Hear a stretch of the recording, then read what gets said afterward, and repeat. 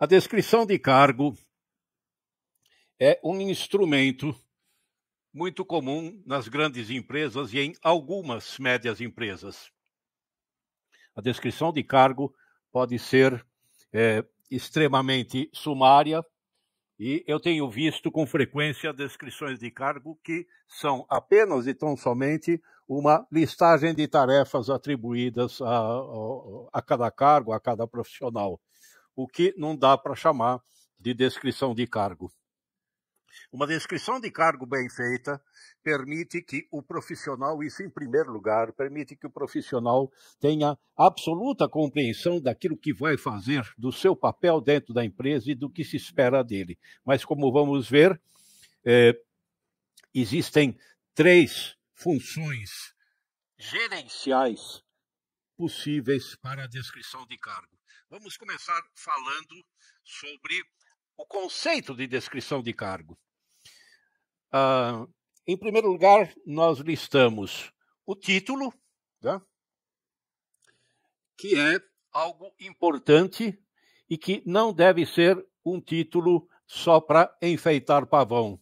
Por exemplo, chamar de consultor de vendas alguém que vende confecções chega a ser ridículo, beira o absurdo.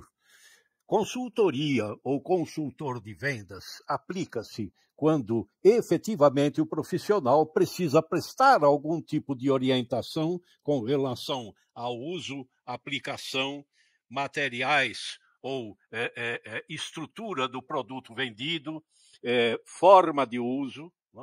É improvável que um vendedor, por exemplo, mesmo de celulares, você vai dizer, mas André, celulares são coisas mais complexas. Mesmo assim, dispensam a palavra consultor. Primeiro porque a maioria de nós sabe exatamente o que esperar de um celular. O máximo que o vendedor pode fazer é indicar alguns aplicativos ou algumas funcionalidades novas incorporadas ao aparelho. Mas não chega a ser uma consultoria. O que sim nas lojas das operadoras Vivo, Claro, TIM, costuma ocorrer é que tem, na Vivo, por exemplo, chamado de guru, né, que é um profissional que resolve alguns problemas nos aparelhos quando estes surgem. E aí sim, este faz um trabalho de consultoria, mas normalmente ele não é o vendedor. Então, o nome do cargo precisa espelhar exatamente aquilo que o cargo é. De algumas décadas para cá, começou a mania de travestir o nome vendedor com algo diferente. Né? Quem é vendedor, não tem nenhum problema nem preconceito de chamar de vendedor. Né? O conceito importante aqui é sobre as atividades-chave. Nós vamos ver que as atividades-chave são fundamentais para que a gente compreenda digamos, a alma da função. Então, nós vamos analisar aqui vendedor externo. Então, primeiro título, vendedor externo. Segundo, subordinação. A quem se subordina? E aqui temos um problema. Na micro e pequena empresa, normalmente ocorre uma situação em que o profissional de vendas se subordina a 2 ou 3 pessoas. Micro e pequena empresa, empresas familiares, ele responde ao diretor principal, mas também à esposa, mas também a um dos filhos que cuida de alguma área comercial. Isto não é bom, nem para o profissional de vendas, nem para o desenvolvimento da empresa. Então, a subordinação precisa ser muito clara. E a função. Aqui, objetivo e função são 2 coisas diferentes. Um cargo, né, vendedor externo, existe para ter um objetivo e uma função. E ainda não são as atividades-chave. O objetivo. Qual é o objetivo do vendedor externo? André, o vendedor externo tem como objetivo vender. Não, senhor. Não, senhor. O vendedor externo faz venda. Vender é tarefa, não é objetivo.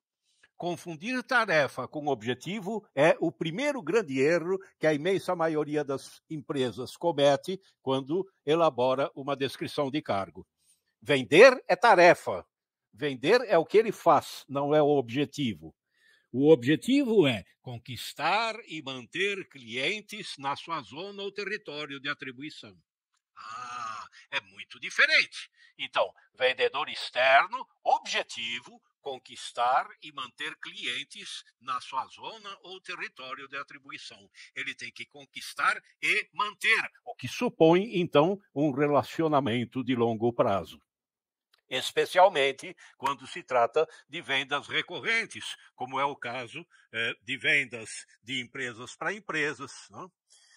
Função, diferente de objetivo, representar a empresa junto ao mercado, abrir novos clientes, promover e executar as vendas da empresa, atender e acompanhar os clientes sob sua responsabilidade. Isto é a função. Um detalhe importante para aqueles que estão inscritos no canal, por favor, me coloquem o e-mail aí no chat e eu vou mandar depois, apenas para os que já estão inscritos no canal, e eu vou mandar depois um modelo preenchido da descrição de cargo de vendedor externo, para compreender melhor. Então, perceba, título, vendedor externo, a quem se subordina, gerente de vendas, objetivo, conquistar e manter clientes em sua zona de atribuição, e função, representar a empresa junto ao mercado, abrir novos clientes, promover e executar as vendas, atender e acompanhar os clientes sob sua responsabilidade. Este é o conjunto inicial, o cabeçalho de uma boa descrição de cargo. Alguma pergunta até aqui?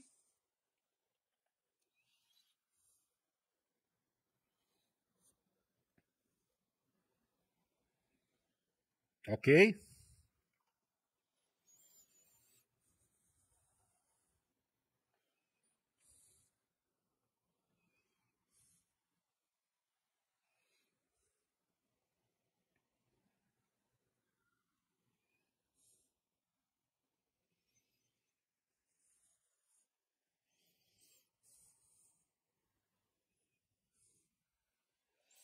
O vendedor externo cabe fazer follow-up.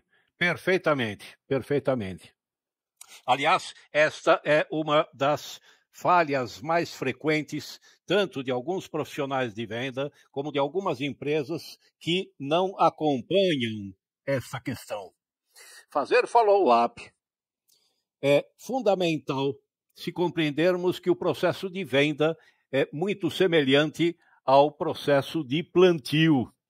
Vindo do agronegócio e de experiência com treinamento de profissionais de venda de máquinas agrícolas, descobri que realmente a venda é um plantio. Mas cada semente brota num momento diferente. Então, quando não há follow-up, pode-se perder as vendas. E o cliente acabará fechando com quem? Com o vendedor da concorrência que fez follow-up com regularidade. Fazer follow-up no processo de negociação, ou seja, quando ainda a venda não foi concluída. E, acrescento, Beatriz, fazer follow-up também, mesmo que a venda já tenha sido concluída. Periodicamente, fazer alguma forma de acompanhamento com relação ao nível de satisfação do cliente com o produto ou serviço comprado. E aí você poderia me perguntar, mas André, isto se aplica também a vendas que não são repetidas? Por exemplo, vendas repetidas como peças de reposição, serviços de manutenção, coisas que, material de escritório, coisas que compram-se regularmente. Claro que estas supõem o follow-up, já que eu quero continuar fazendo a venda. Mas também, por exemplo, alguém que comprou um equipamento, e ele não vai comprar um novo equipamento, a não ser daqui a 5 ou 10 anos, dependendo do equipamento, um torno, uma fresa, um caminhão, uma semeadeira, no caso do agronegócio, um trator. Né? Mesmo assim, eu preciso fazer follow-up, sim. Claro que eu farei o follow-up não toda semana, não todo mês, mas eu farei o follow-up, no mínimo, para produtos de longa duração, no mínimo, uma vez a cada 6 meses. No mínimo, 2 vezes por ano. Qual o objetivo disso? Primeiro, saber o nível de satisfação do cliente e antecipar eventuais queixas. Quando eu antecipo uma queixa, eu estou fazendo com que essa queixa não se transforme em reclamação. O cliente tem um determinado momento de insatisfação com alguma coisa comprada, e essa insatisfação faz com que eu diga, poxa vida, eu preciso entrar em contato com a empresa para falar sobre essa questão. E aí entra em contato um vendedor, fazendo o follow-up. Ah, que bom que você ligou, e neste momento ainda não virou reclamação. Veja, vira reclamação quando eu me sinto não só frustrado com aquilo que eu deveria receber do produto ou serviço comprado, mas também quando eu me sinto abandonado por quem me vendeu esse produto ou serviço. A segunda parte, então, depois do cabeçalho, são as atividades-chave do cargo. Então, uma atividade-chave: visitar os clientes de sua carteira no mínimo uma vez por mês ou na frequência negociada com o próprio cliente. Isso é uma atividade-chave. Temos a coluna atividade-chave e ao lado a coluna competências necessárias para cada atividade-chave. Então, para visitar os clientes no mínimo uma vez por mês, uma frequência negociada com os clientes, quais são as competências necessárias? 1. Organização pessoal e habilidade na gestão de agendas e roteiros. E 2. Manutenção de registros sobre visitas anteriores. Se eu não tiver registro sobre visitas anteriores, eu não tenho o que acompanhar. E aí cada visita terá o aspecto de uma visita inicial. Perceba como isso vai ser frustrante para o cliente, porque a cada visita, como eu não anotei nada, eu faço novamente as mesmas perguntas. Imagine você consultando um médico e este médico, a cada vez que você vai, como ele não escreveu nada, ele não tem um prontuário seu, cada vez que você vai lá, acontece essa coisa de... Pois não, como que eu tenho, doutor? Faz 3 meses que eu estive aqui, lembra? Eu tinha me queixado de uma gastrite. Ah, sim, não dá para trabalhar com memória, tem que ter registro. Para que serve a atividade-chave junto com competências necessárias para executar? Se a atividade-chave, esse registro é exclusivo do vendedor que consolidou o negócio ou pertence à empresa? Pertence à empresa. Ao vendedor cabe efetivar o registro e disponibilizar para a empresa, inserindo todos esses dados no CRM da empresa, no software de gestão de relacionamento com clientes. Por que pertence à empresa? Porque é em nome da empresa que o vendedor está fazendo contato e ganha para isso. Da mesma forma como o celular que ele recebe para trabalhar, o notebook. Dessa maneira, ele não pode, em celular ou notebook, fazer uso pessoal, entrar nas mídias sociais ou coisas do gênero, baixar o aplicativo da conta pessoal de banco, não pode fazer isso com os instrumentos, com as ferramentas de trabalho que a empresa lhe oferece. Então, esses dados são fundamentais para que o próprio vendedor se gerencie, mas são de propriedade da empresa, porque é em nome dela que ele está fazendo isso. A prospecção de cliente compõe... Sim, sem dúvida. Né? Prospecção de cliente. E aí, exatamente, o segundo tópico, realizar ao menos 2 prospecções de clientes potenciais por semana.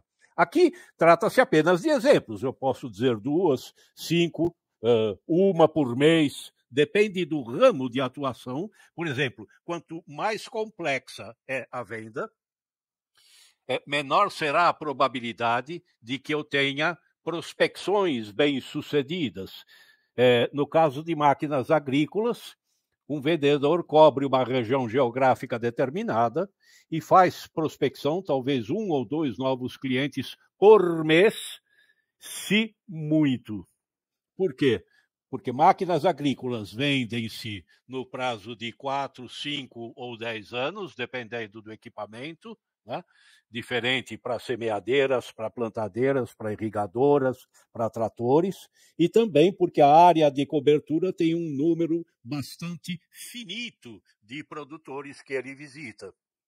Normalmente, nesse tipo de negócio, ele vai fazer uma prospecção por mês ou 2. Novos clientes são mais difíceis.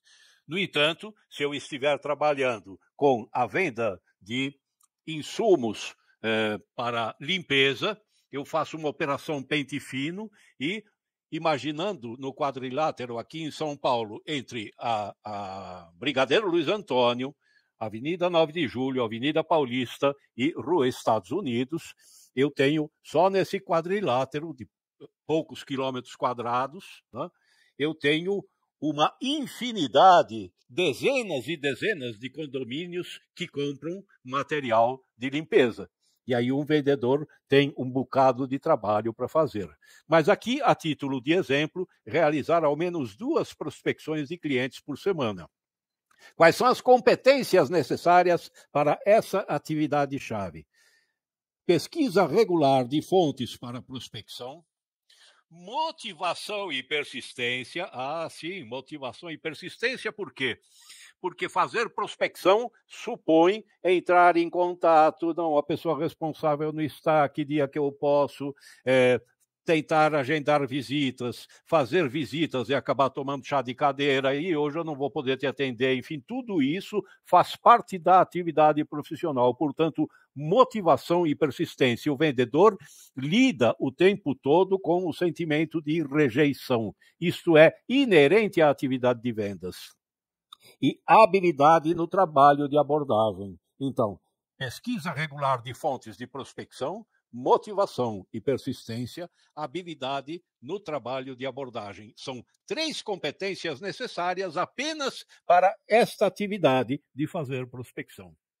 Agora, vamos compreender. Temos, então, aqui há várias outras, mas temos aqui visitar os clientes na regularidade negociada, que é organização pessoal e manutenção de registros, as competências, realizar prospecções, pesquisa de fontes, motivação e persistência e habilidade no trabalho de abordagem.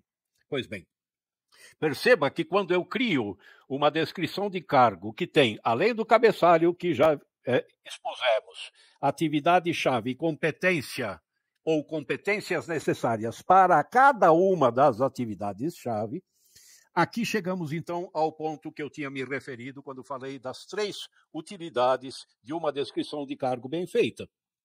A primeira delas, se eu tenho atividades-chave do cargo e as competências necessárias, a primeira utilidade é que, ao fazer recrutamento e seleção, a descrição de cargo vai orientar as minhas entrevistas para ver se ele tem as competências necessárias. Então, eu vou fazer perguntas relativas à questão de motivação e persistência. Eu vou fazer perguntas a respeito do hábito de manter registros. Por exemplo, eu pergunto ao candidato, como é que você faz para acompanhar um cliente que você visitou já faz mais de 4 ou 5 meses? Se esse candidato disser, eu lembro de tudo, o cliente que eu visito eu lembro, pode descartar o candidato. Não é o caso. O que eu espero dele? Eu faço registros, eu tenho anotações. Ok, ponto. Segundo, motivação e persistência. Quantas visitas ou contatos você acha que são admissíveis até o fechamento de um negócio? São 4 ou 5. Mais do que isso, eu pulo para o cliente seguinte, não perco tempo. Depende. Se trata-se de cliente importante e se a venda é mais complexa, o que eu espero que o candidato diga algo como eu faço o número necessário até ser atendido, sempre que eu perceba que se trata, sim, de um cliente potencial. Então, motivação e persistência, ponto. Então, veja, a primeira grande função dessa descrição de cargo é orientar, através das competências necessárias para cada uma das atividades-chave, orientar a entrevista. Que perguntas eu vou fazer? A segunda grande utilidade gerencial. Admitido o profissional, eu vou utilizar essa descrição de cargo para, junto com ele, e talvez até num flip chart, talvez numa exibição de slides, né, individual, ou se eu tiver contratado 4, 5, 6 vendedores, eles recebem fisicamente impresso isso e mostro no painel e discuto cada tópico da descrição de cargo. E faço a explicitação disso. Então, ele percebe que a empresa espera que ele seja organizado, que a empresa espera que ele faça pesquisa de fontes de prospecção, que a empresa espera que ele desenvolva suas habilidades de abordagem. Ele fica sabendo, portanto, o que é esperado do comportamento e atitudes dele, e não só as tarefas. Isso dá uma amplitude de compreensão muito maior. E a terceira grande utilidade gerencial da descrição de cargo que nós utilizamos e propomos é precisamente o momento crítico, quando a cada 6 meses ou uma vez por ano, a maioria das empresas faz uma vez por ano, que é a avaliação de desempenho. Quando a avaliação de desempenho é bem feita, a referência principal é justamente a descrição de cargo e as competências. Então, na avaliação de desempenho, ok, tem as perguntas tradicionais de uma avaliação, que são assiduidade, pontualidade, né? São duas coisas diferentes, ou seja, a assiduidade refere-se ao fato de que este profissional não apresenta sinais de absenteísmo, de falta, de atraso constante. Pontualidade significa que ele cumpre não só horário de entrada e de saída, mas cumpre também os horários negociados com clientes, a entrega de tarefas de relatórios, né? Outras perguntas, como habilidade no trabalho de equipe, várias perguntas que eu costumo, então, elaborar numa análise de desempenho, avaliação de desempenho na empresa, mas as principais estarão associadas justamente às competências, como é a organização pessoal, e eu dou uma graduação, uma nota, por exemplo, de 1 a 5, como é a manutenção de registros, e aí eu percebo que determinado profissional, com frequência, esquece de alimentar o CRM, o software, ele colhe informações, mas não as registra, por esquecimento, por preguiça, porque às vezes é meio atabalhoado, uma característica bastante comum em profissionais de venda, e simplesmente, então eu tenho que fazer correções. E a avaliação de desempenho, eu vou, depois de fazê-la, sentar-me com o avaliado e mostrar para ele. Então, perceba, boa descrição de cargo, bem feita, bem elaborada, ajuda na seleção, na explicitação do cargo ao profissional recém-contratado e, portanto, maior chance de engajamento, tá? E terceiro, na avaliação de desempenho. Isto é o que tínhamos para a aula de hoje. Aqueles que estejam inscritos em nosso canal vão receber esta descrição e a próxima aula será certamente não através, talvez, desta plataforma, mas através de uma plataforma onde possamos compartilhar uma tela e apresentar, então, tudo o que estivermos discutindo online, junto com a minha imagem e com a tela de apresentação. É isso que temos para a aula de hoje. Fomos bem mais do que os 15 minutos previstos, 15, 20 minutos, estamos fechando com 30 minutos. Existe diferença entre organograma e subordinação no momento do recrutamento e seleção? Na verdade, tem uma coisa assim. O organograma, e a subordinação. O organograma é, digamos, a foto 3x4 do momento da empresa. Neste momento, a empresa está desta forma. Organograma bom é organograma dinâmico. Existem empresas que têm organogramas desenhados há 5, 6, 8, 10 anos. Alguma coisa está errada. Então, o organograma mostra as formas de relacionamento vertical e horizontal e interdepartamental. Essa é a finalidade principal do organograma. Quem se subordina a quem? No recrutamento e na seleção, ele não entra, mas entra, e nós vamos ver isso também na próxima aula, ele entra no momento da integração dos novos contratados. A primeira coisa que os novos contratados precisam ver quando chegam à empresa no seu primeiro dia é aonde estão dentro do organograma. Bem lembrado, bem colocada a sua pergunta. Aonde estão, compreender. Então, eles olham o organograma, sabem em que quadradinho eles estão e a quem respondem, e daí saem dessa sala para serem pessoalmente apresentados às pessoas. Voltando à sala, reconhecem novamente, lembra aquele careca de óculos e tal, Dr. Oswaldo? Então, o Dr. Oswaldo é o nosso diretor principal, nosso CEO, né? Eu, que estou aqui com vocês, sou gerente de vocês, eu estou aqui nesse quadradinho, mas vocês vão ter também, que hoje não está na empresa, né, o Mário, que é supervisor, né, e que estará com vocês no dia a dia. Comigo, vocês estarão pelo menos uma vez por semana nas reuniões. Então, organograma, a subordinação, são coisas que ele vai começar a perceber no seu primeiro dia de trabalho. Outra pergunta?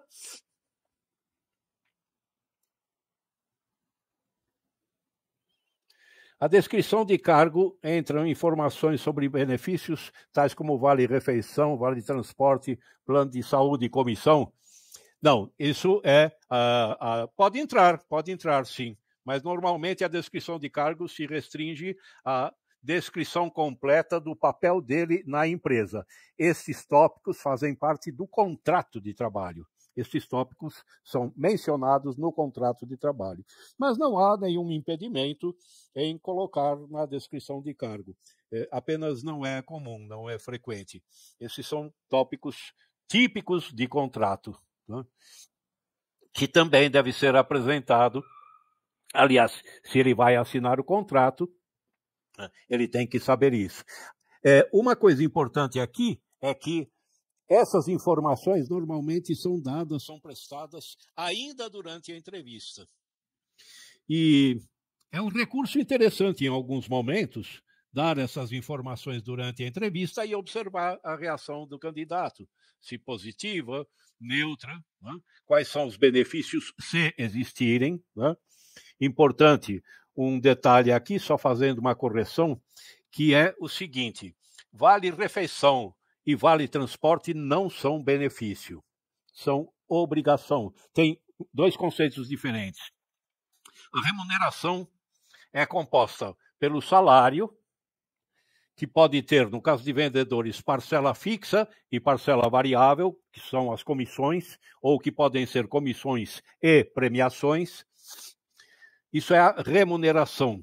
Compõe a remuneração aquilo que é a obrigação legal, vale transporte, vale refeição e vale alimentação, que é diferente. Vale refeição é que ele usa diretamente. O vale alimentação, antiga cesta básica.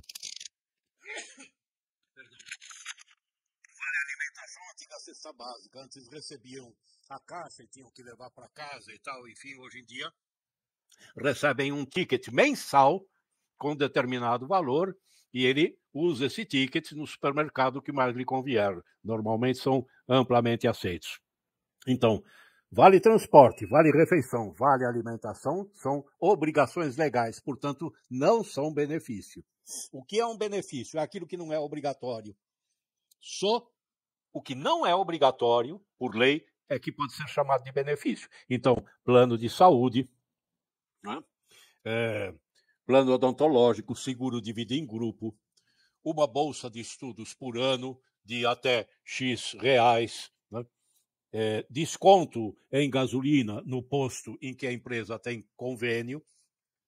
Existem várias formas de oferecer benefícios. Desconto de gasolina, independente, por exemplo, se o vendedor trabalha numa empresa que tem uma frota razoável, que tem muitos vendedores, e que a empresa exige que os carros da empresa sejam sempre abastecidos no mesmo posto de gasolina, porque esse posto confere à empresa um desconto de, sei lá, 5%, 6%, o que, apesar de modesto, vai muito bem naquilo que se consome com frequência, e a empresa pode fazer um convênio com esse posto de gasolina de tal forma que o empregado da empresa apresentando o seu crachá tem desconto no carro particular dele abastecendo nesse posto. Isso é um benefício, né? E a comissão? Não, a comissão faz parte da estrutura de remuneração, tampouco é benefício. Ok? Como foi? Me escreva aqui, por favor, uma breve avaliação. Ok, perfeito. Muito bom. Eu escrevo aqui o e-mail ideal para...